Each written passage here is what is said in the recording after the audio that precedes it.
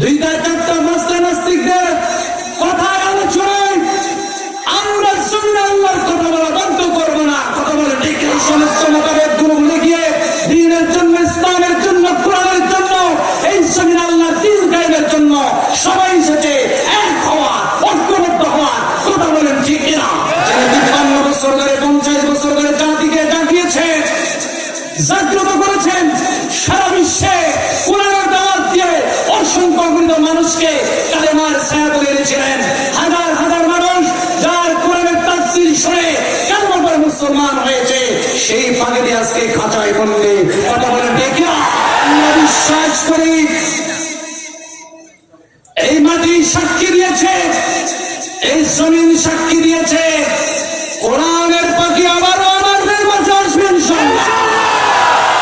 সাইয়্যিদনা ঈসা আলাইহিস সালাতু ওয়াস সালাম খাঁচা থেকে বন্দী অবস্থা থেকে মুক্ত হয়ে মিশরের রাজপ্রাসাদে যিনি দায়িত্ব গ্রহণ করেছিলেন, এই পাখি এসে বাংলার জমিনে রাষ্ট্রের দায়িত্ব পালন করবেন ইনশাআল্লাহ।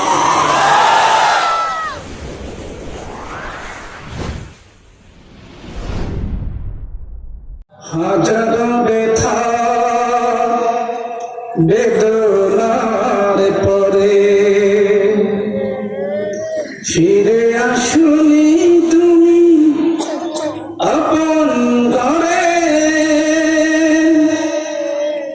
দিনের আলো তুমি ছড়িয়ে দিতে চলে গেলে মদিনায় মক্কা ছেড়ে। হে রাসূল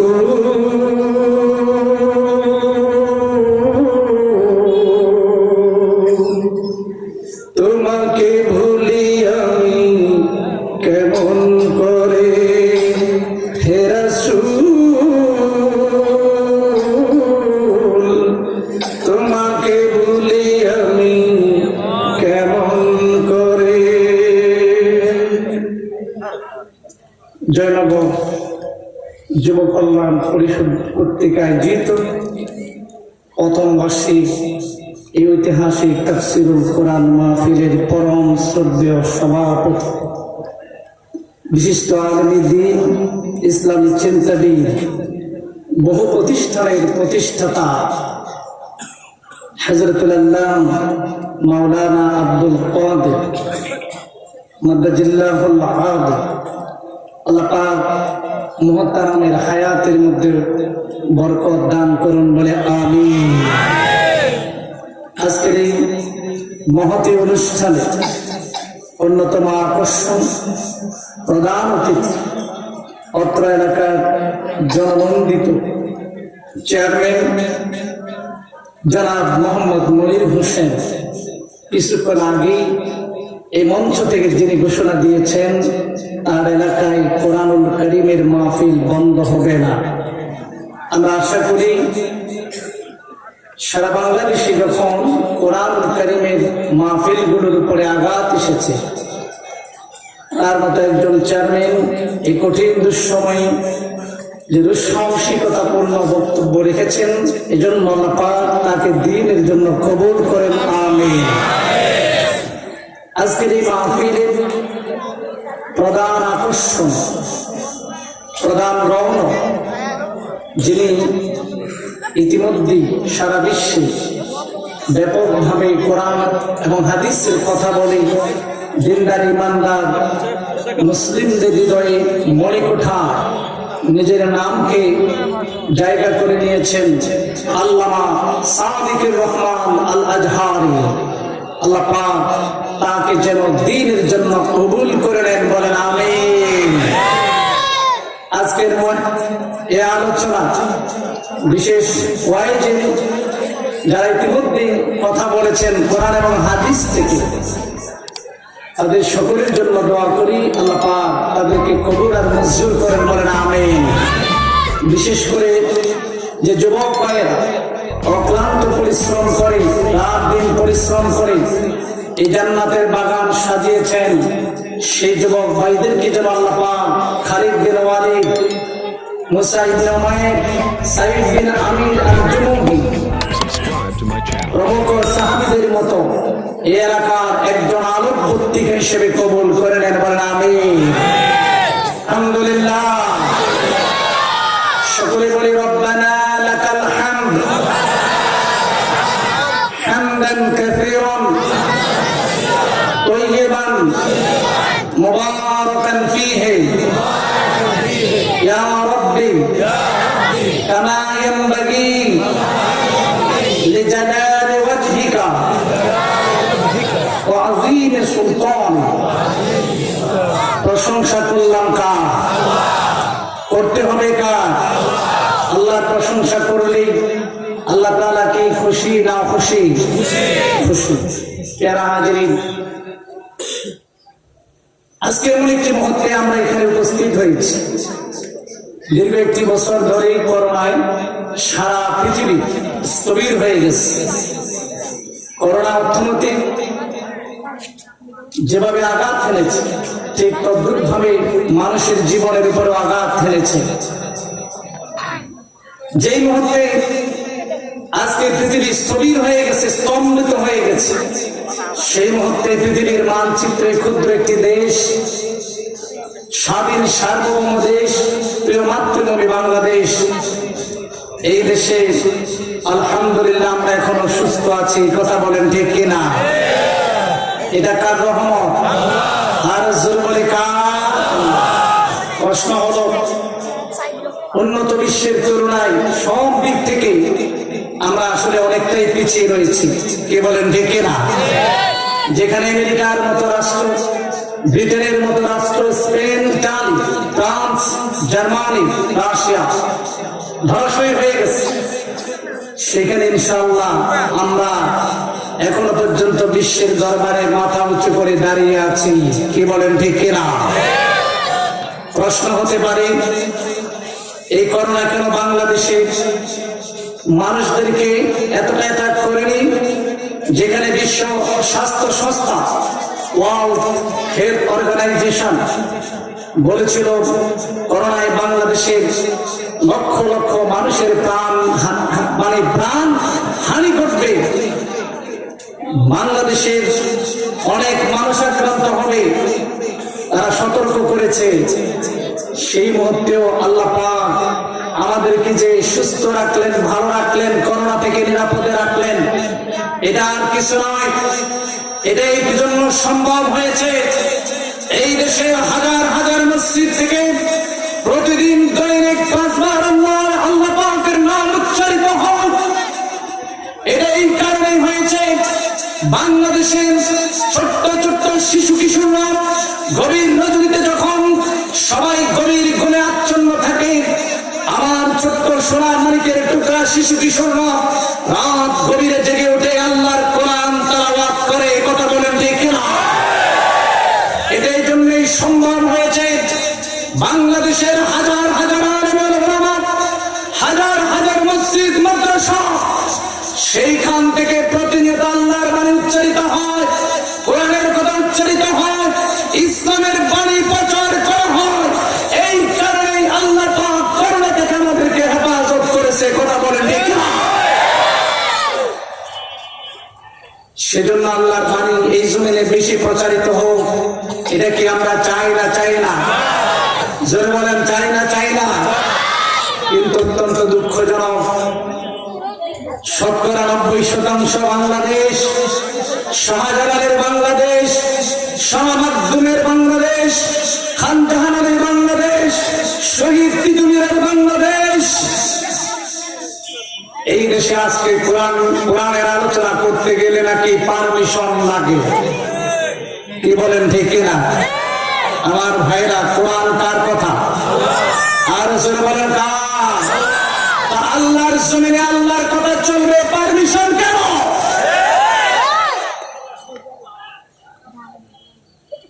ভাইরা আমার, আপনারা জানেন যেই দিন থেকে মসজিদ গুলো খুলে দেওয়া হলো,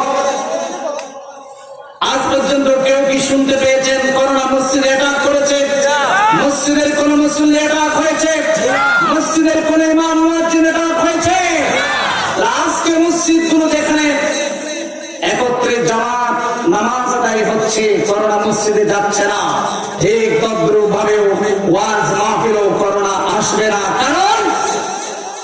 এখানে রহমত আছে কার? আর চিৎকার করে বলেন কার?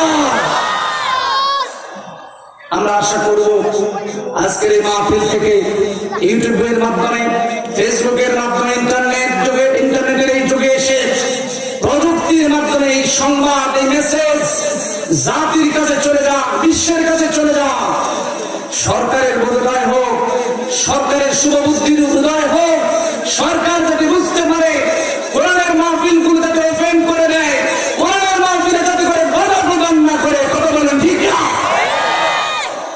আজকের এই মাহফিল থেকে অত্যন্ত ধিক্কার জানাই।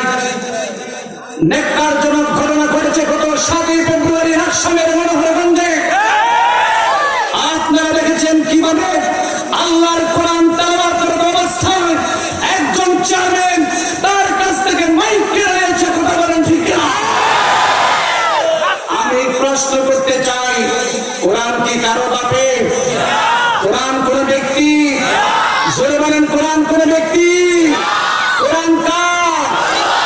এই কোরআন কি সবাই পড়তে পারবে না? পড়তে গেলে বাধা কেন দিবেন? আপনি কোরআন তেলাওয়াত বাধা দিবেন বিদায়, কোরআনের মাহফিলের আলোচনা বাধা দিবেন বিদায় আমরা ধরে নিব এই কোরআনের পক্ষের লোক আপনি নন, আপনি হলেন কোরআনের বিপক্ষের লোক। কথা বলেন যে কেনা? ভাইয়ের আমার, আমরা আশা করবো এই ঘটনার যেন দ্বিতীয় পুনরাবৃত্তি না ঘটে। আল্লাহ যেন তৌফিক দেন, বলেন আমিন। রাসূল করিম সাল্লাল্লাহু আলাইহি সাল্লামের প্রতি দরুদ প্রেরণ করে ভূমিকা দীর্ঘায়িত না করে আজকের যে কোরআন কারীমের সর্ববৃহৎ সূরা সূরাতুল বাকারা 1 থেকে 4 নম্বর আয়াত, এই 4টি আয়াত তেলাওয়াত করেছি। বিশ্বনবীর অগণিত অসংখ্য হাদিস থেকে একটি হাদিস তেলাওয়াত করেছি। তিরমিজি এবং ইবনে মাজাতে যে হাদিসটি এসেছে এর উপরেই আজকে কথা রাখতে চাই। আল্লাহ তৌফিক দেন, বলেন আমিন। আমরা কথাগুলো কি শুনতে রাজি আছি না নাই? কারা কারা রাজি নাই একটু আপনি দেখায়। আলহামদুলিল্লাহ। আমার সমস্ত শ্রোতা ভাইরা অনেক সচেতন আছেন, জোরে বলেন আলহামদুলিল্লাহ। আমার প্রশংসা চলবেই শুধু আল্লাহ। এই আকাশ কার? জোরে বলেন আকাশ কার? আকাশের মালিকানা কার? জমিনের মালিকানা কার? সুতরাং প্রশংসা চলবে কার?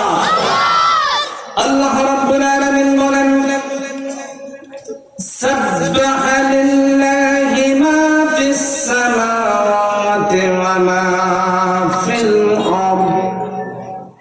আসমানের নিচে জমিনের উপরে যা কিছু আছে সব কিছু ইচ্ছাই হোক আর অনিচ্ছাই হোক, সকাল হোক দুপুর হোক সন্ধ্যা বেলায় হোক, সব সময় তাসবিহ পাঠ করে কার? আমরা জানতে চাইলাম রব্বুল আলামিন আপনার প্রশংসা যদি কোনো বান্দা করে সে বান্দার কি লাভ হবে? কোরআন কারীমের ভিতরে রব্বুল আলামিন জানিয়ে দিলেন, লা ইন শাকারতুম লা আযীদান্নাকুম। ও আল্লাহর বান্দা, তুমি যদি আমার শুকরিয়া আদায় করো আমি আল্লাহ রাব্বুল আলামিন নিয়ামতের পরিমাণ বহু গুণে বৃদ্ধি করে দেব। সুবহানাল্লাহ বলুন। আমাদেরকে নিয়ামত দান করেন কে? জোরে বলি কে? আল্লাহ। এবার আমরা প্রশ্ন করলাম, রাব্বুল আলামিন যদি আমরা আপনার নিয়ামতের শুকরিয়া আদায় না করি তাহলে আমাদের কি ক্ষতি হবে? আল্লাহ রাব্বুল আলামিন জানিয়ে দিলেন, ওয়ালা ইন কাফারতুম ইন্না আযাবি লাশাদীদ। আল্লাহ রাব্বুল আলামিন বলেন, আমার নিয়ামতের যদি শুকরিয়া আদায় না করো, আমার প্রশংসা যদি তুমি না করো, ও আল্লাহর বান্দা শুনে রাখো আমার পক্ষ থেকে কঠিন আযাবের তুমি সম্মুখীন হবে। এই কোরআনটা কি? হোয়াট ইজ কোরআন? কোরআনটা কি? যদি আপনার কাছে আমি প্রশ্ন করি, ভাই হোয়াট ইজ কোরআন, আপনি বলবেন কোরআন হলো একটা ধর্মীয় বই, কোরআন হলো একটা ধর্মীয় পুস্তক। আপনার এই উত্তরের সাথে কিন্তু আমি একমত না। হিন্দুদের ধর্মীয় বই রয়েছে, খ্রিস্টানদের ধর্মীয় বই রয়েছে, রয়েছে, ইহুদিদের ধর্মীয় বই রয়েছে, পৃথিবীর বিভিন্ন ধর্মাবলম্বীদের তাদের ধর্মীয় পুস্তক আছে। তাদের ধর্মীয় পুস্তকের মতো কোরআন কিন্তু সেরকম কোন পুস্তকের নাম নয়। কথা বলেন ঠিক না?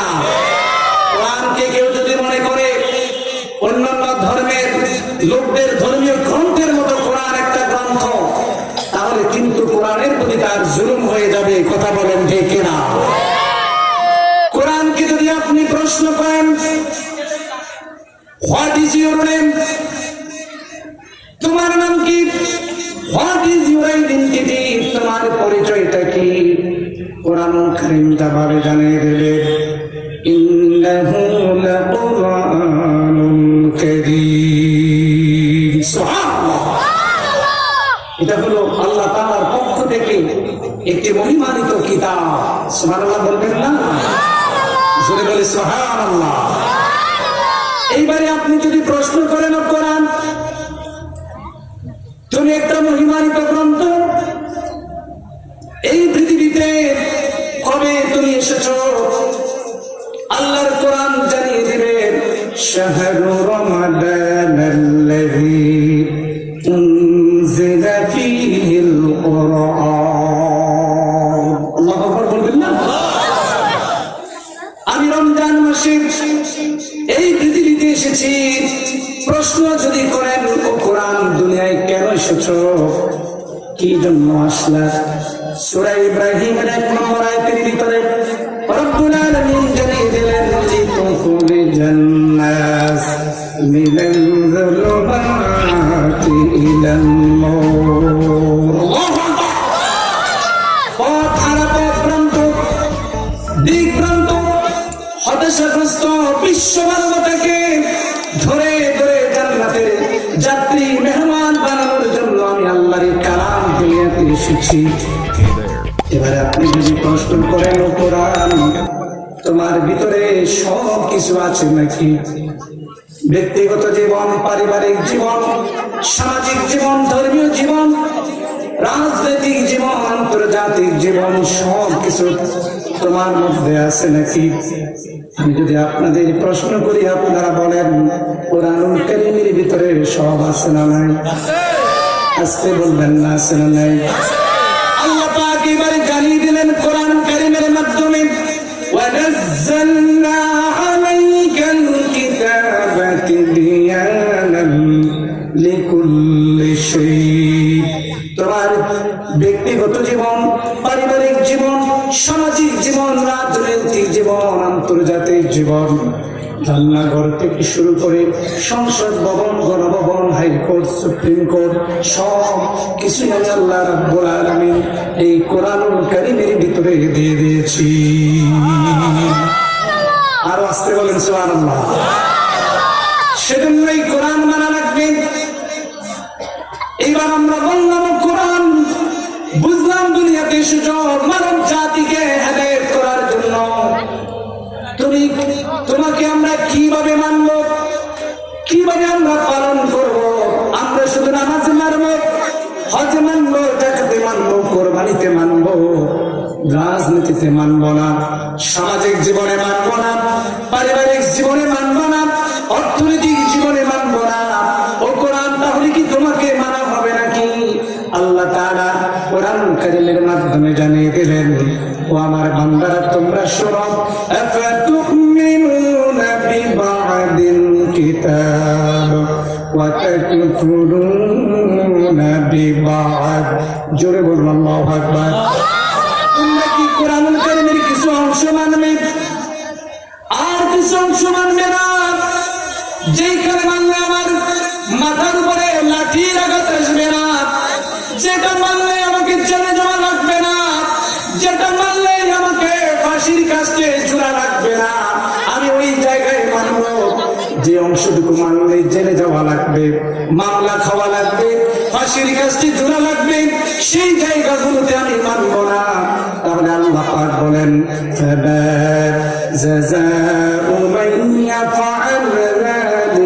আল্লাহ পাক বলেন, ও আমার বান্দারা তোমরা শোনো, তাহলে তোমরা তোমাদের জন্য কোনো লাভ নাই, কোনো প্রতিদান নাই। জোরে বলেন নাউজুবিল্লাহ।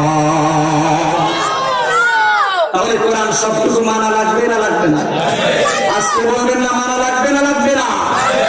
এবার আমরা বললাম কোরআনের দিকে দেন, বিসমিল্লাহর পা থেকে নাসের সিন পর্যন্ত কোন বান্দা যদি তোমাকে মেনে নেয়, ব্যক্তিগত জীবন, পারিবারিক জীবন, সামাজিক জীবন, রাজনৈতিক জীবন, আন্তর্জাতিক জীবনে যদি মেনে নেয়, তাহলে তার কি লাভ হবে? আল্লাহ রাব্বুল আলামিন ঘোষণা করে দিলেন, ফামান তাবিআ হুদা ফালা খাউফুন আলাইহিম ওয়ালা হুম ইয়াহজানুন। জোরে বলুন আল্লাহু আকবার। কেউ যদি জীবনের শুরু থেকে শেষ আল্লাহর এই কালামটাকে মেনে নেয়, তার জন্য কোনো ভয় নাই, তার জন্য কোনো চিন্তাও নাই। সুবহানাল্লাহ বলবেন না? আমরা বললাম কিসের ভয়, কিসের চিন্তা? আল্লাহ রাব্বুল আলামিন বললেন, ওয়ালাউ আন্না আহলাল কুরা আমানু ওয়াত্তাকাউ লাফাতাহনা আলাইহিম বারাকাতিন মিনাস সামাই ওয়াল আরদ। জোরে বলুন আল্লাহু আকবার। কোন ব্যক্তি যদি কোরআন মেনে নেয়, আল্লাহকে ভয় করে চলে, তাকওয়ার নীতি অবলম্বন করে, আসমান এবং জমিনের সমস্ত বরকতের দরজাগুলো আল্লাহ খুলে দেবে। যিনি এই কোরআন দিয়ে কথা বলে, তার কি নাম হবে? রাসূল। আল্লাহর হাবিব বলেন, মান ক্বালা বিহি সাদাকা। এই কোরআন দিয়ে যিনি কথা বলেন, তার কথা হলো সত্য কথা। ওয়ামান আসদাকু মিনাল্লাহি কিলা। আর আল্লাহর কথার চাইতে অধিক সত্য কথা কারো হতে পারে না। সবচাইতে সত্যবাদী কি? জোরে বলেন নাকি? আমার আল্লাহ কি মিথ্যা কথা বলে নাকি? এই কথা যদি কেউ বলে, তার ঈমান কি থাকবে? আল্লাহ যদি সত্যবাদী হয়, আল্লাহর কোরআনটাও কি? আজকে বলবেন না আল্লাহর কোরআনটা কি? এই সত্য কথা মেনে নেওয়া লাগবে। আপনার পক্ষে হোক, আপনার বিপক্ষে হোক। বিশ্বনবী বললেন, আল কোরআন হুজ্জাতুন লাকা ওয়া আলাইকা। কোরআন কিয়ামতের দিন তোমার পক্ষে কথা বলবে অথবা তোমার বিপক্ষে কথা বলবে।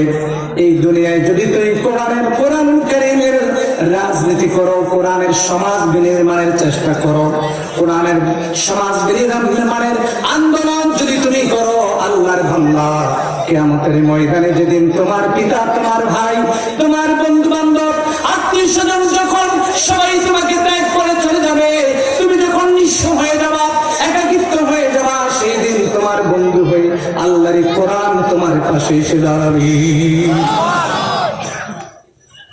আল্লাহর নবী বলেন, সিয়াম ওয়াল কুরআন ইয়াশফাআন লিল আবদি ইয়াওমাল কিয়ামah। কোরআন এবং রমজান কিয়ামতের দিন বান্দাদের জন্য আল্লাহর কাছে বান্দার জন্য সুপারিশ করবেন। সুবহানাল্লাহু আকবার। আমি প্রশ্ন রাখতে চাই, আপনি কি চান এই কোরআন আপনার পক্ষে সুপারিশ করুক?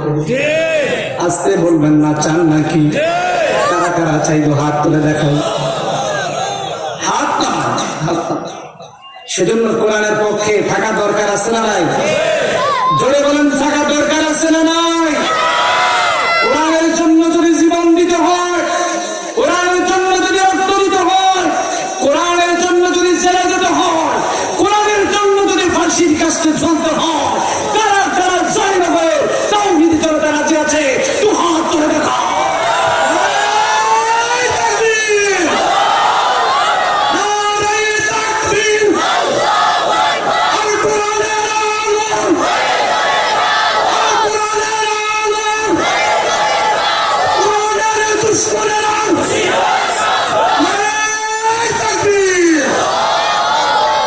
আল্লাহ তাআলা কবুল করেন, বলেন আমিন।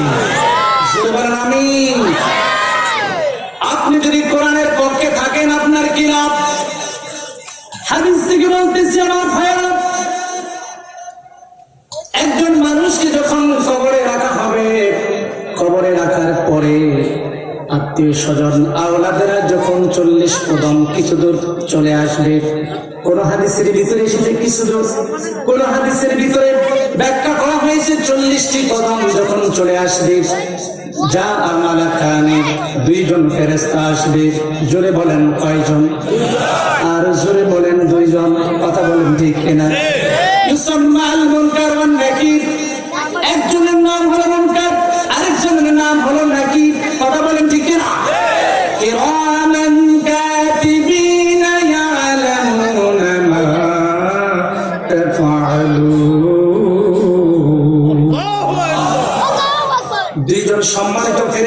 রেখেছেন, যারা লিখে রেখেছেন। আবার দুইজন ফেরেশতা কবরে আসবে, একজনের নাম হলো মুনকার, একজন হলো নাকির। আপনি যদি দুনিয়ায় কোরআনের পক্ষে থাকেন, ওই ফেরেশতা কবরে এসে দেখবেন একটু আগে তার লাশটা কবরে রাখা হলো, ওই লাশটার কবরে নাই। জোরে বলেন আল্লাহু আকবার। ফেরেশতা আশ্চর্য হয়ে যাবে, একজন আরেকজনকে প্রশ্ন করবে লাশটা গেল কোথায়। কিছুক্ষণ আগে তার আত্মীয়-স্বজন আপনাদেরা তাকে এখানে দাফন করেছে, কবরস্থ করেছে, লাশটা গেল কোথায়।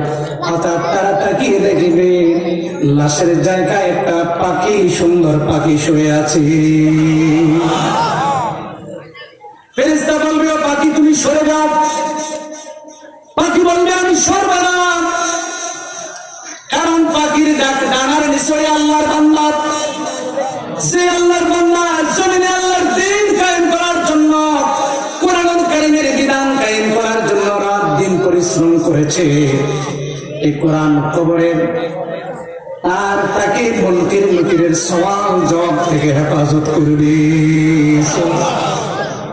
যে পাখিটা কবরে শুয়ে থাকবে, এটা পাখি না, এটা হলো আল্লাহর কোরআন। আল্লাহু আকবার বলবেন না? সেই কোরআনের পক্ষে আমরা থাকতে রাজি আছি না? না। আর রাসূল বলেন থাকতে রাজি আছি না? কেউ বলে কোরআন একটা ধর্মীয় পুস্তক, ধর্মীয় বই। The Holy Quran contains the message of Almighty Allah. It is the last and the best book of all the heavenly books, which come down from Allah for the correction of the whole of mankind. এই পৃথিবীতে আল্লাহ তাআলা যত আসমানি কিতাব নাযিল করলেন, সমস্ত আসমানি কিতাবদের মধ্যে best কিতাব আল্লাহর কোরআন। কথা বলেন ঠিক না? আল্লাহ পাক শুরু করলেন আলিফ লাম মিম, তিনটি হরফ দিয়ে। জোরে বলেন কয়টি? তিনটি হরফ। এই তিনটি হরফ কোরআন কারীমের একটি সূরা নয়, দুইটি সূরা নয়, 29টি সূরার শুরুতে এই তিনটা হরফ, চারটা হরফ, পাঁচটা হরফ, দুইটা হরফ আছে। এগুলোকে বলা হয় আল হুরুফুল মুকাত্তাআ। পৃথিবীর কোন মুফাসসির, মুহাক্কিক কেউ আজ পর্যন্ত এই হরফগুলোর অর্থ বের করতে পারেনি। সুবহানাল্লাহ বলবেন না? কারণ এগুলোর অর্থ জানে কে?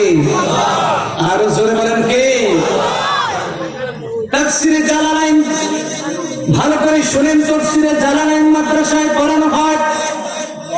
আল্লামা জালালউদ্দিন সুয়ুতী রাহমাতুল্লাহি আলাইহি তার তাফসীরের ভিতরে বলেছেন, ওয়াল্লাহু আলামু বিমুরাদিহি বিহি।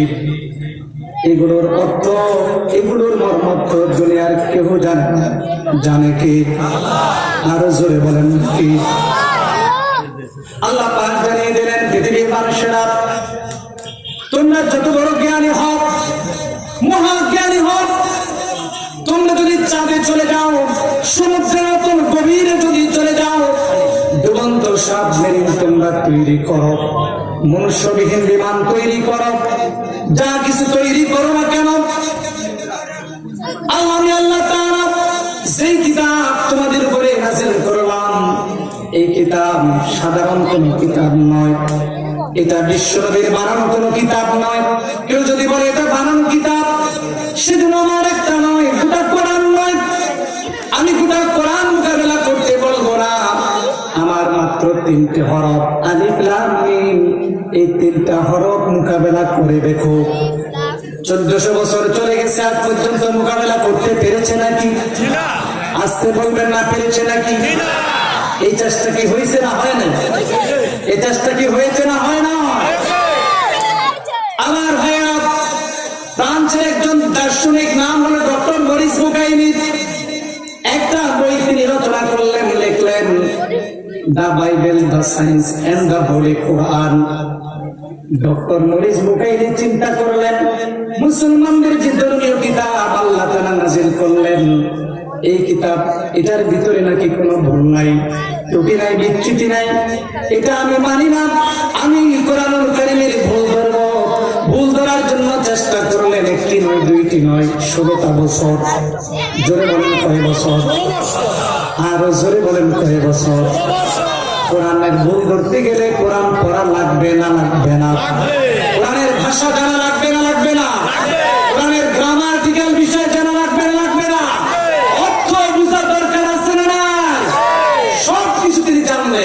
16 বছর ধরে চেষ্টা করলেন, চেষ্টা করে তিনি দেখলেন কোরআনুল কারীমের কোনো ভুল নাই। সুবহানাল্লাহ বলবো না?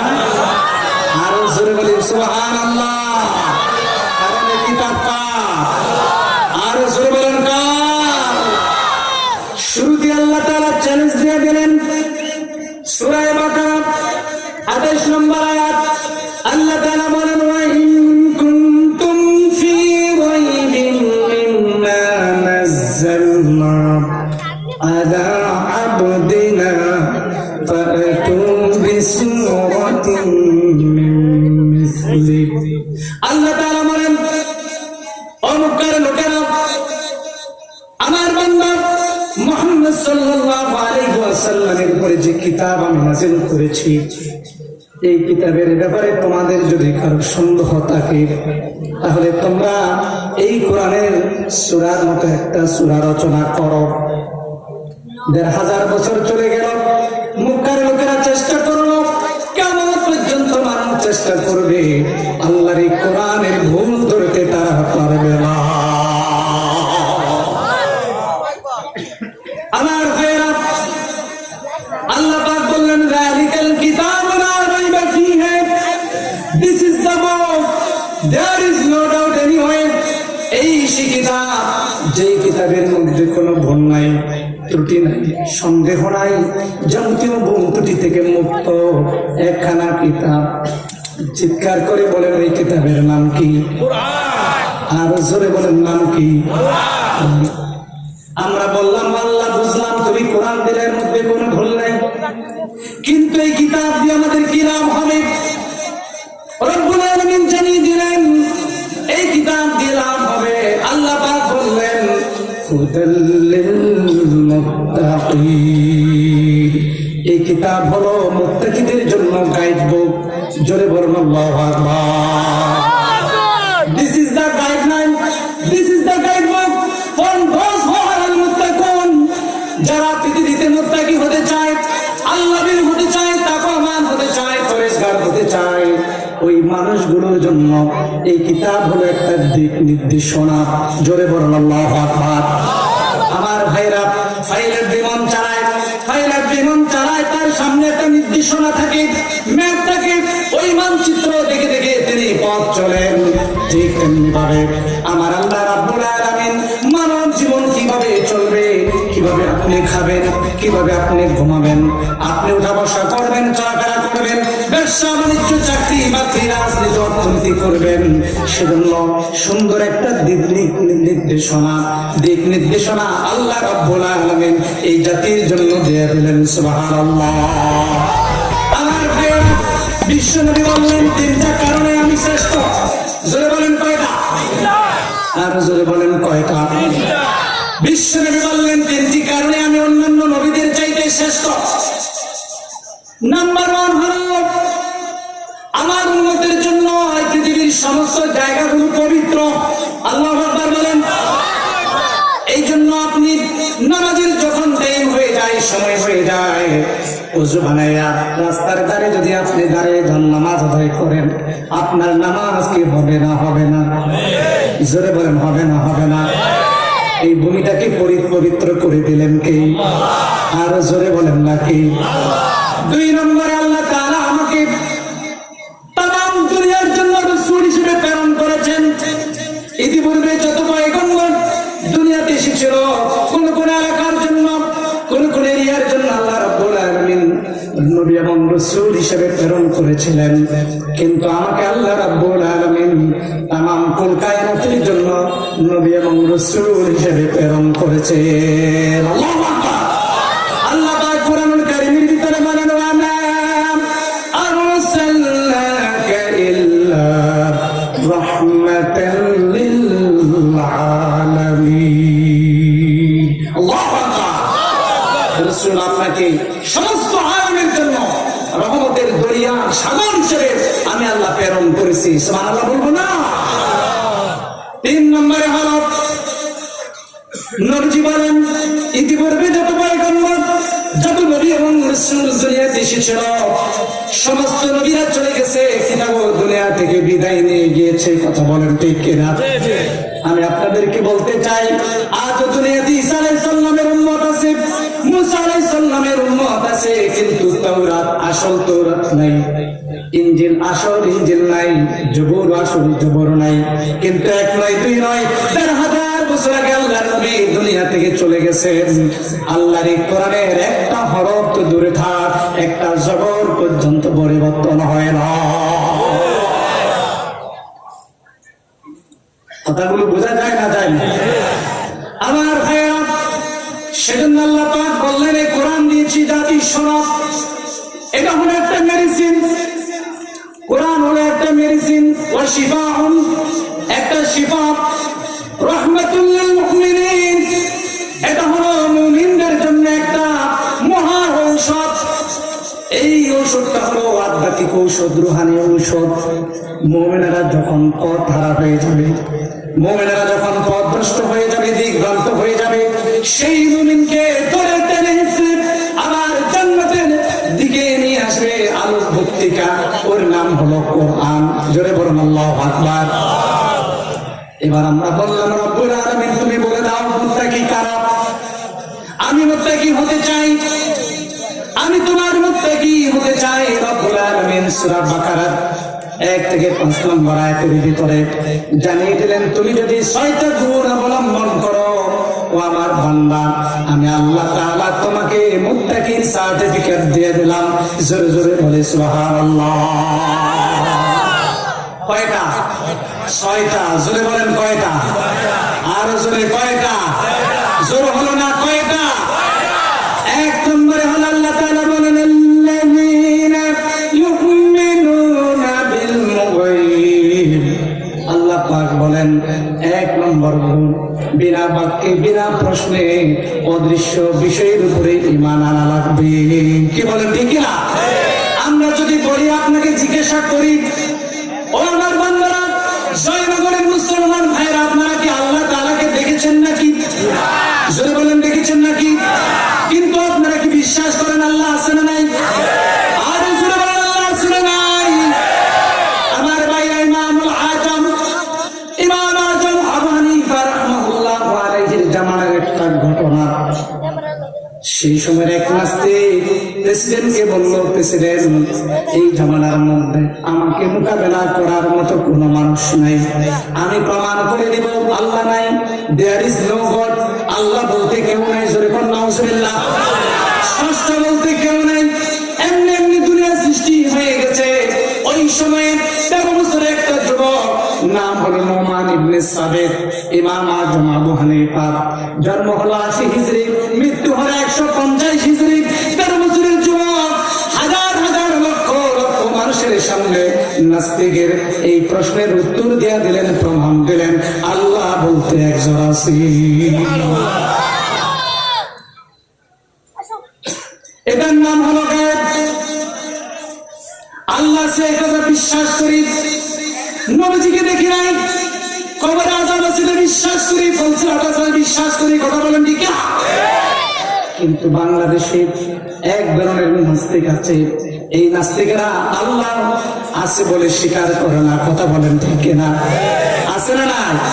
আলহামদুলিল্লাহ, ইতিমধ্যে একজন নাস্তিক দ্বীনের পথে চলে আসতেছে, ডক্টর জাফরুল্লাহ। নাম শুনেছেন? কি বলেন ঠিক না? আমরা মনে করেছি সারা জীবন ইসলামের বিপক্ষে কাজ করেছে, শেষ বয়সে মৃত্যুর আগে আগে আল্লাহ তাআলা তাকে হেদায়েতের পথে কবুল করেছেন। কথা বলেন ঠিক না? এই নাস্তিকের মতো আর যত নাস্তিক বাংলার জমিনে আছে, বাংলার জমিনে যত নাম আছে, মাঝে মাঝে তারা ব্যাঙের মতো একটা লাভ দেয়। কি বলেন ঠিক কিনা? তারা মনে করে ব্যাঙের মতো লাভ দিয়ে হাতির মাথায় গিয়ে আক্রমণ করবে। আমরা বিশ্বাস করি এই 2-4টা নাস্তিকদের কথায় বাংলার জমিন থেকে কোরআনের আওয়াজ স্তব্ধ হবে না। কথা বলেন ঠিক না? 2-4টা নাস্তিকদের কথায় আলোচনায় আমরা জমিন আল্লাহর কথা বলা বন্ধ করবো না। কথা বলেন ঠিক না? আমার ভাইয়েরা, আমাদের পূর্বপুরুষরা শিখিয়ে গিয়েছেন, অসত্যের কাছে, অন্যের কাছে কখনো আমরা মাথা নড়াবার জাতি নই। কে বলেন ঠিক না? দুয়ারে তোমার 7 সাগরের ফেনা এনেছে জল, তুমি জাগলে না, তুমি জাগলে না। ও মুসলমান, জাগবো কবে? কবে কবে আমরা জাগবো? কবে আমাদের ঘুম ভাঙবে? এক এক করে করে আমাদের সমস্ত তাহাজ্জুদ, তামাদ্দুন, কৃষ্টি, কালচার, সংস্কৃতি, সভ্য থেকে আজকে সব দুলার সাথে মাটির সাথে মিশিয়ে দিচ্ছে। কথা বলে ঠিক না? এখন আমরা দৌড়াদৌড়িতে ব্যস্ত। কে আত্মসী, কে কালিয়া পড়ি, কে রাজা পড়ি, কে চন্দ্র পড়ি, কে ভাবি, কে সুন্নি। কি বলেন ঠিক না? আজকের এই একবিংশ শতাব্দীতে এসে এই সমস্ত মতভেদ গুলো ভুলে গিয়ে দ্বীনের জন্য, ইসলামের জন্য, কোরআনের জন্য, এই জমিন আল্লাহর দ্বীন কায়েমের জন্য সবাই এসেছে এক হওয়া, ঐক্যবদ্ধ হওয়া। কথা বলেন ঠিক না? আমার ভাই, আমরা মনে করেছি যে আমাকে ধরবে না। কি বলেন ঠিক না? আমরা এক সময় মনে করছিলাম আমারে ধরবে না, ওদেরকে ধরছে, ধরো। আমরা সেদিন কথা বলে নাই, চুপ করেছিলাম। এখন কিন্তু ঠিকই আমরা আমাদের ধরছে। কি বলেন ঠিক না? আমার ভাইরা, সেজন্য এই জাতিকে জাগতে হবে। যিনি 53 বছর ধরে, 50 বছর ধরে জাতিকে জাগিয়েছে, জাগ্রত করেছেন, সারা বিশ্বে কোরআনের দাওয়াত দিয়ে অসংখ্য অগণিত মানুষকে কালেমার ছায়া করে এনেছিলেন। হাজার হাজার মানুষ যার কোরআনের তাফসীর শুনে কালেমা পড়ে মুসলমান হয়েছে, সেই পাগড়ি আজকে খাঁচায় বন্দী। কথা বলে ঠিক না? আজকের এই তাফসীরুল কোরআন মাহফিল থেকে আমরা সেই পকেটের মুক্তি চাই। কি বলেন ঠিক না? কারা কারা চাই? তো হাত তুলে রাখো।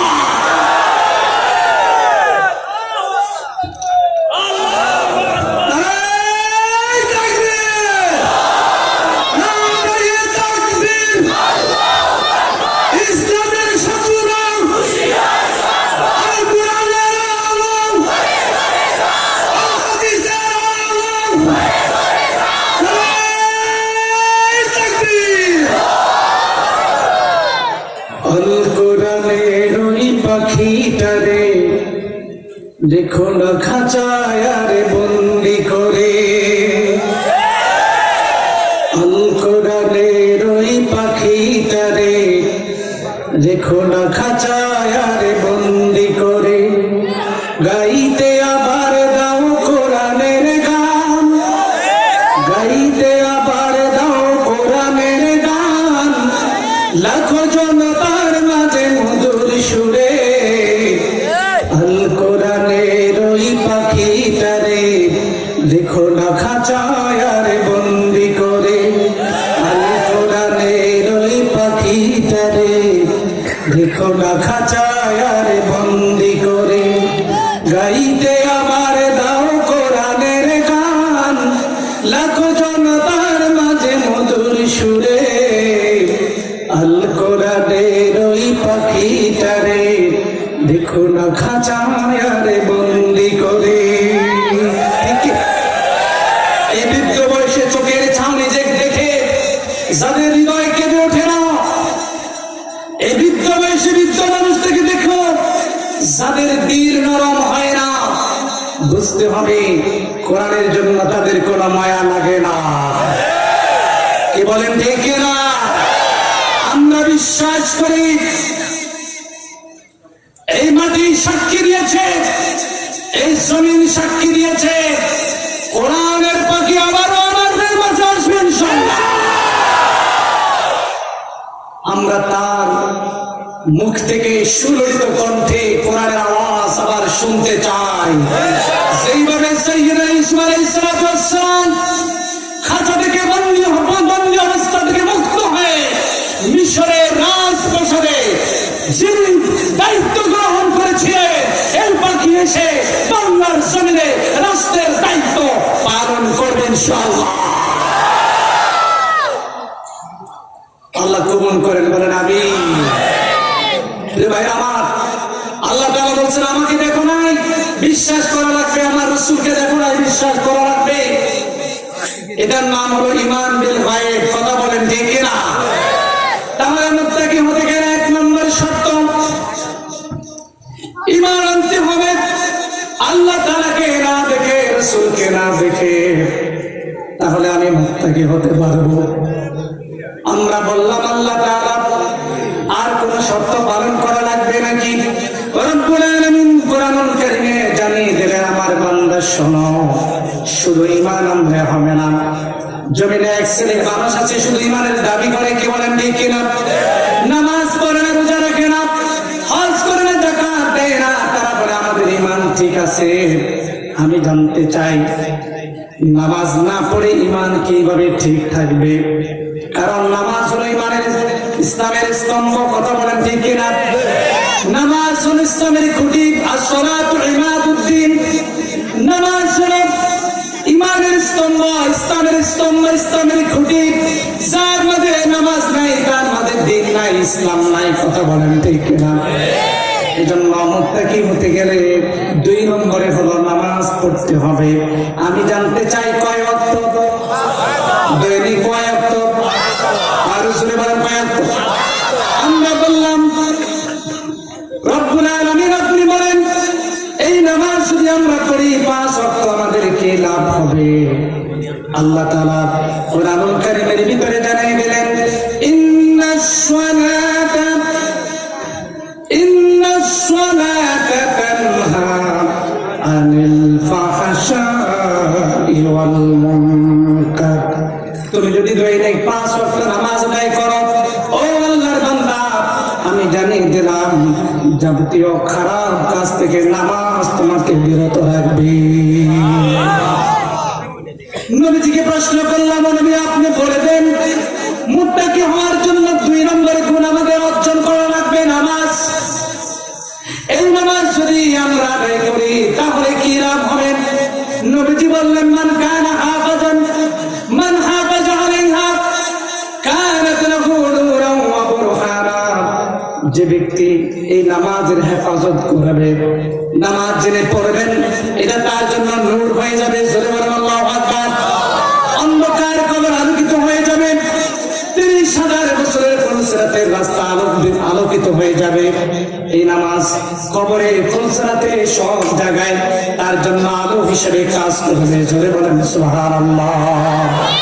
আমার ভাইয়েরা, 5 ওয়াক্ত নামাজ পড়া লাগবে মসজিদে গিয়ে। কেউ যদি বলে আমি 1 ওয়াক্ত পড়ব না, 4 ওয়াক্ত পড়ব না, তার জন্য এই কথা প্রসিদ্ধ নয়। তিনি নামাজিরা 5 ওয়াক্ত নামাজ পড়া লাগবে, এটা হলো 2 নম্বর শর্ত। মুত্তাকি হতে গেলে 2য় শর্ত হলো এটা। 3 নম্বরের শর্ত হলো শুধু নামাজ আদায় করলে হবে না, নামাজের সাথে সাথে আল্লাহ রাব্বুল আলামিন জানিয়ে দিলেন যাকাতও দেওয়া লাগবে। জোরে বলেন সুবহানাল্লাহ।